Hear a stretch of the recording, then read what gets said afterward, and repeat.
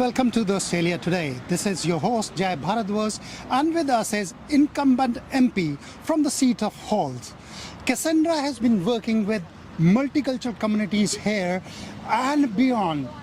We will ask her how she did in last 3 years and what are her plans for the next 3 years.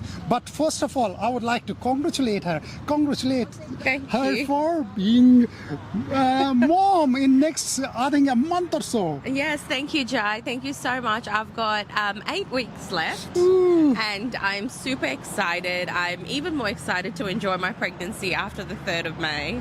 Fantastic. I mean, I'm sorry I'm putting you, making you stand here, No, but it's fine. let's go on with the election campaign. Yeah. This curry election campaign, we are calling it. So, are you craving for curries these days? Yes, actually, dal, lentils, and roti are my favorite things right now. So right now, as I speak, my mum is making lentils. Look at that. So let's move from roti, lentil and spices to little political spices. Sure. So for your community of Holt, what are the main issues which you have been trying to solve and what you are looking forward to? So there are a few issues in the electorate of Holt and in our community. The first one is infrastructure. So the city of Casey is one of the fastest growing LGAs in the country and infrastructure hasn't kept up. But I have advocated really hard for better infrastructure in places like Clyde North and Cranbourne West. And I'm happy to announce that the Labor government will invest millions of dollars in removing 2 bottlenecks in my electorate. Wow. So the first big roundabout that we're going to remove is a roundabout on Berry Cranbourne and Thompson's Road, just in front of Clyde Bunnings. We're going to change that roundabout into some traffic lights. And the second roundabout, if you go further down, just a little bit further down, another roundabout on Patterson's and Clyde Fiveways and Berry Cranbourne Road. We're going to change that roundabout also into some traffic lights. Another thing that's a really big issue is mobile reception. For a decade, this electorate has been neglected by the Liberals. Not one new mobile reception tower has been put, but I have advocated so hard because I believe that mobile reception is just as important as running water in this day and age. The Labor government will install, together with state and also council, there will be 12 approved mobile towers in Cranbourne East, Clyde and Clyde North, and 2 fast-tracked by the federal government, so bringing it all up to 14 mobile towers. Wow. In the electorate of Holt, yes. That will be done in next 3 years. Correct. Oh, fantastic. So let's go to some bigger issues beyond your electorate. Yes. There are a lot of scare campaign going on from both sides of the politics. How are you seeing this election campaign as a person of color?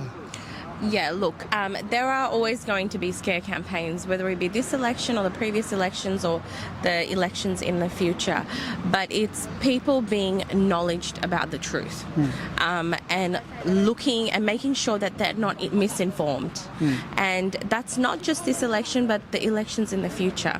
So doing your research, making sure that you have the right party and ensuring that. And also people need to remember we're coming out of COVID. So the whole world is going through a cost of living crisis, not just Australia. And that's a real issue. Correct. And everyone I have talked to in the community want us to ask this question: how cost of living crisis can be averted, eased, or something like that? yeah, so Labor it's going to take more than 3 years to ease that cost of living, right? And Labor the current federal Labor government has done everything possible as a government to ensure that people are looked after. So, for example, giving a tax cut to every single taxpayer in my electorate, that's over 90% of locals that will get a tax cut. Comparison to the Liberals' stage 3 tax cut that they introduced only for the people earning over 150,000. Now, I can tell you in my electorate, not everyone earns that amount of money, right? But Labor came about and said, well, we're going to bring that down so an average person in this electorate will save about $1,300 on average. And we're going to increase that. So in the future, they will get, if Labor comes into power, $2,500. And that's a lot of money, and that's permanent tax cuts. And when you hear the commentary around every day that most of the problems are created by the migrants,